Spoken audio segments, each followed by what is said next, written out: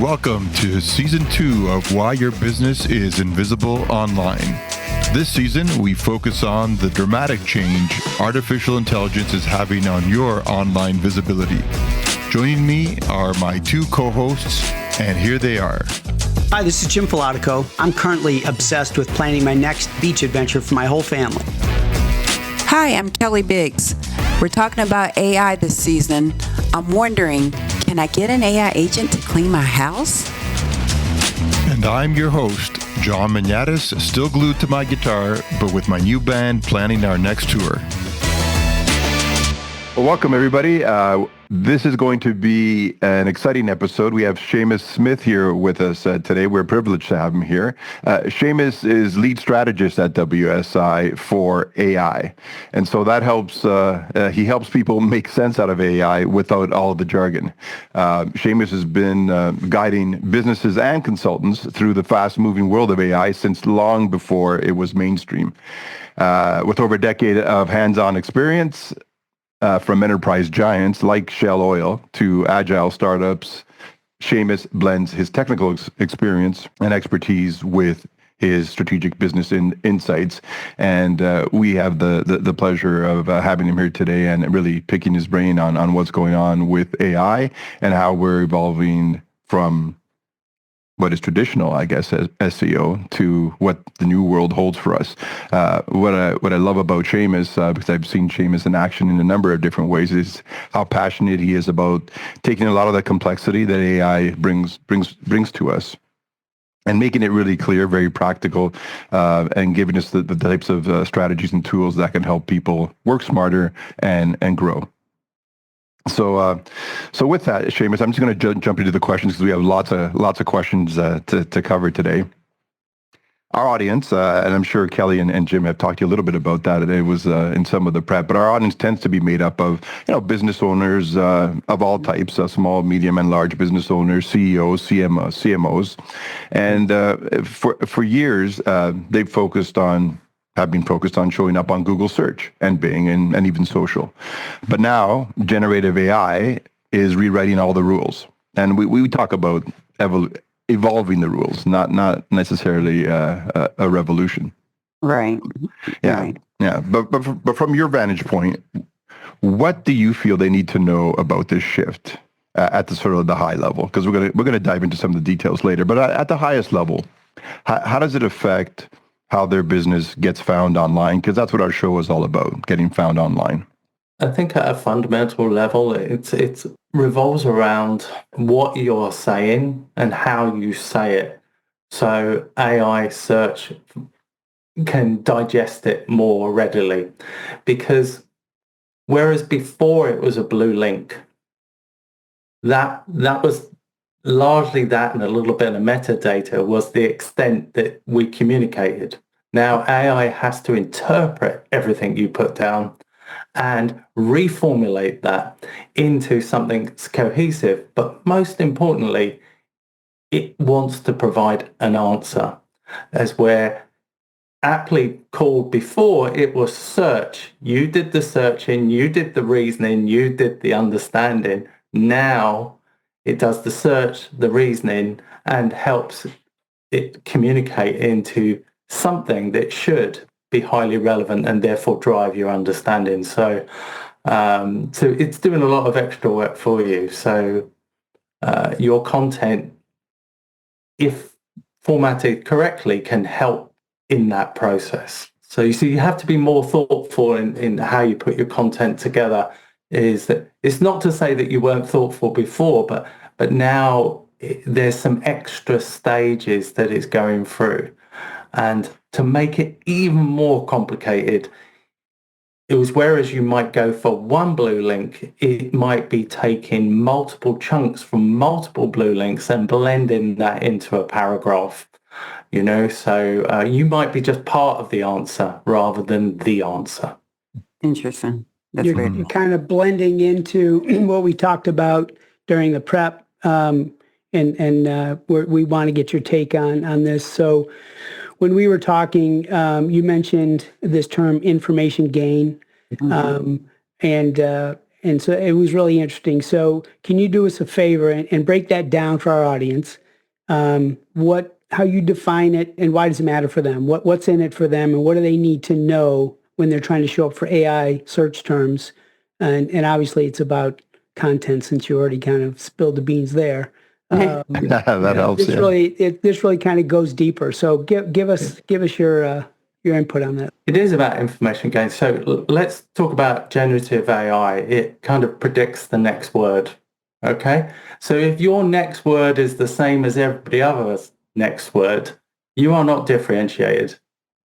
Right. Mm-hmm. And the art of marketing is to stand out for the right reasons. Exactly. Okay. Yep. Mm-hmm. So if you've got unique information, a unique piece of research, a unique statistic, is that you stand out.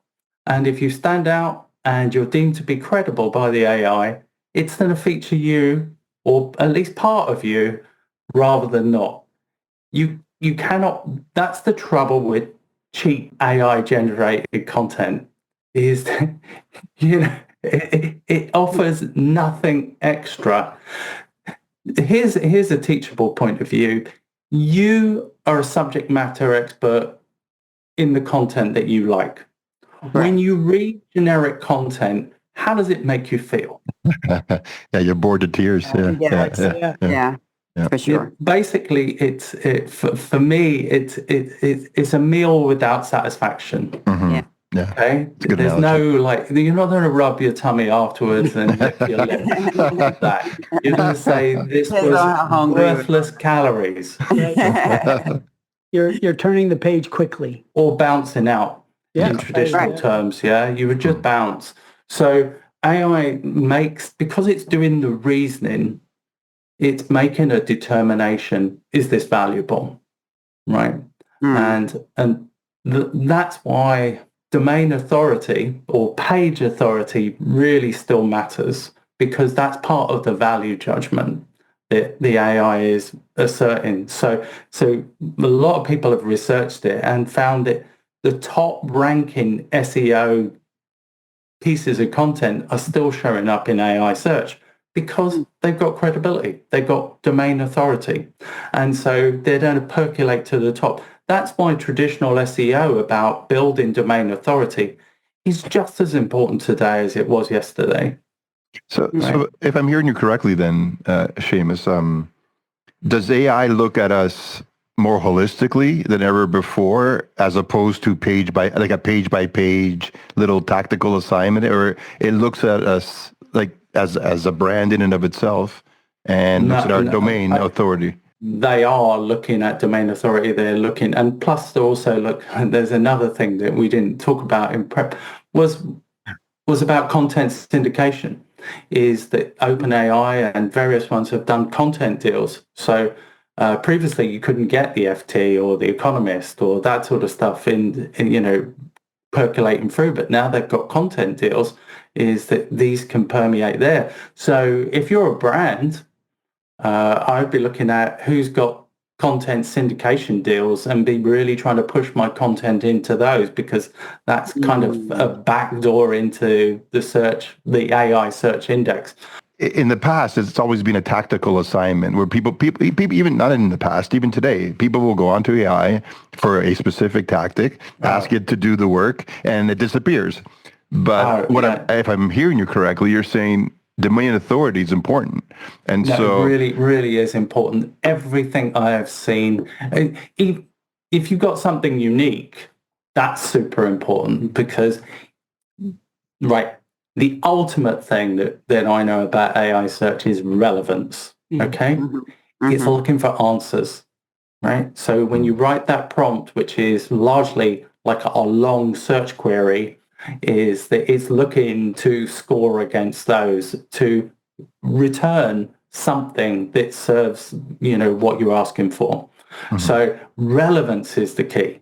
So relevance, and I'm going to say recency, is also very, very important. So keeping content fresh and up to date is going to be part of how AI is interpreting, is this relevant? Mm-hmm. And Google does the same, arguably, but now we used to optimize for a page, you know, and now we're kind of optimizing for an answer. Huh. So That's a great point.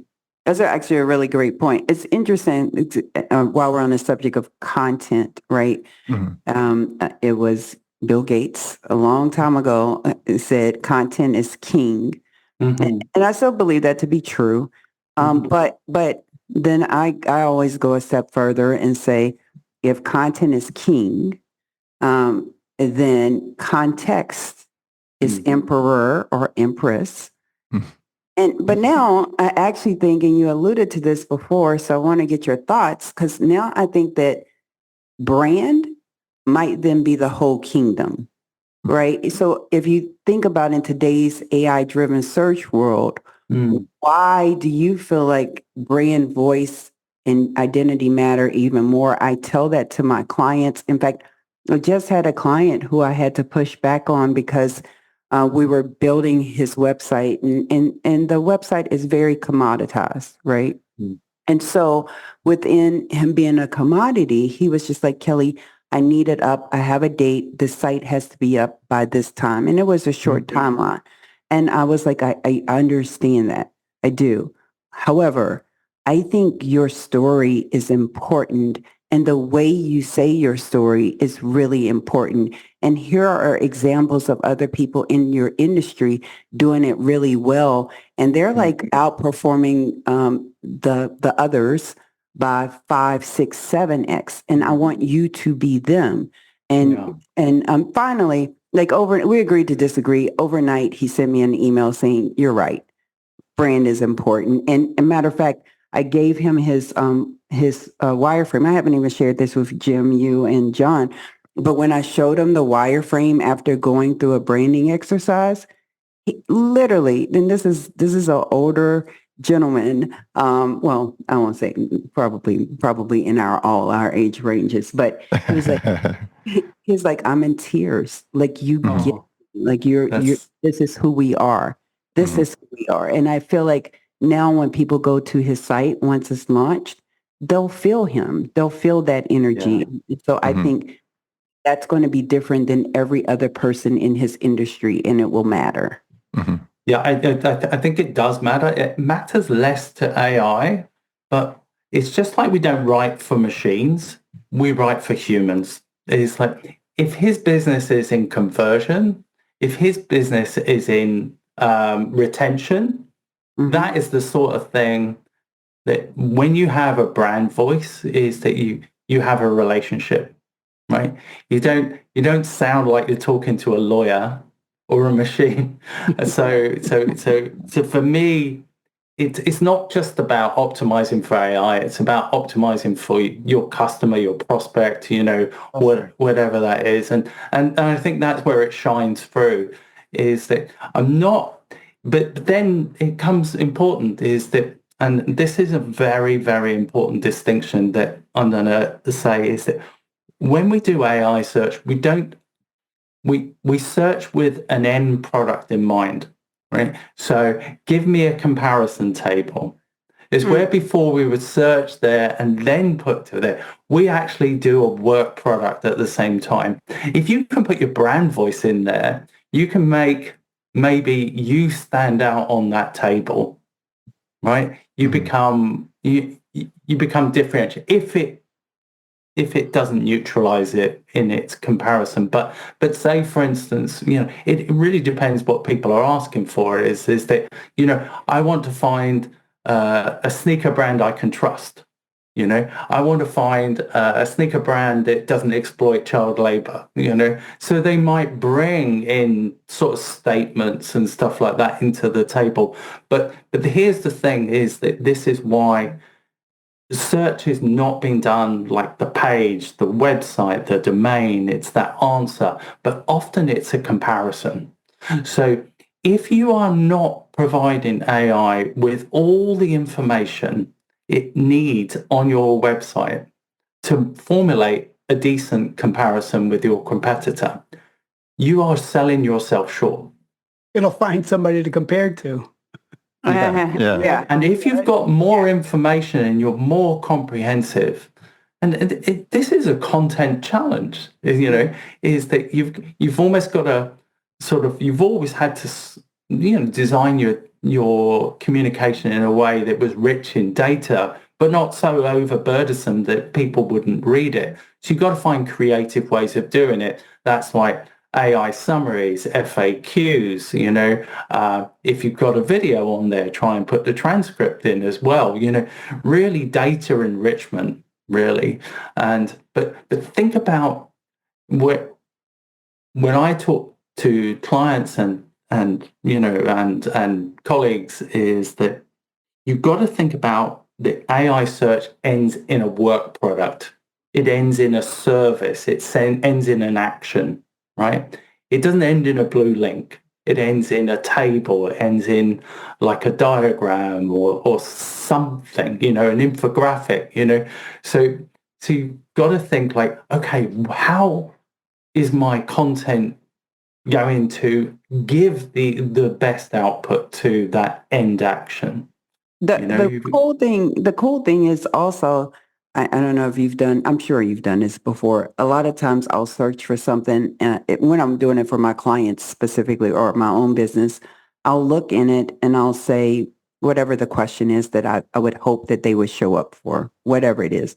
And when they don't, beyond being disappointed, I'll just ask it and I'll say, hey, I noticed that you gave me these 3, like, why wouldn't you include mine? And sometimes it'll be like, oh, I forgot. And you're like, this is not helpful. No, there's a reason. Like, come on, be honest. Tell me. And I know you have you did something for us over the holidays, which I thought was really cool about using emotion to the AI, like for SEO, where you were like emotional prompting. That. Yeah. Talk a little bit about emotional prompting for us. Okay. So it is believed is that that large language models respond well to emotional prompting. So give me an exhausted summary of X, Y, and Z. If this is really important to me, this is for my annual report. This is for my child's birthday or something like that. And I'll be in a lot of trouble if I get this wrong. So double check the facts, that sort of stuff. So that's kind of your emotional prompting technique. And, the models are getting a bit better now, a lot better. So I don't know relative, but earlier on that was an effective strategy for getting a little bit more out of the models. So aren't you guys nice to your I'm nice to ChatGPT all the time. Maybe sometimes it depends on how many times depends on the output. Yes. And then this is the thing, is that I know this is doing the circuit again, is around being nice to your AI model. It's that sometimes I am, sometimes I have to be a little bit of a firm parent, is that, but most of the time is that what happens when it goes wrong is that, and this is very important from a search point of view, is that it can't find something that's not there. Okay. And when it's nearly not there, let's call it an edge case, that's when it's more likely to hallucinate. Okay? Right? That's when it starts getting a bit creative. Because bearing in mind, it desperately wants to give you an answer. Right. It has one job, give you an answer. Yeah, it has one job, exactly. Yeah. So within that, is it many years ago we used to sort of say it should have been an answer engine. And that was over 20 years ago, back in the day. And so, but now it truly is an answer engine. And some people are calling it, AI answers, and everybody's trying to get their little geo or SEO. But for me, WSI had really nailed it many, many years ago when they coined the phrase adaptive SEO.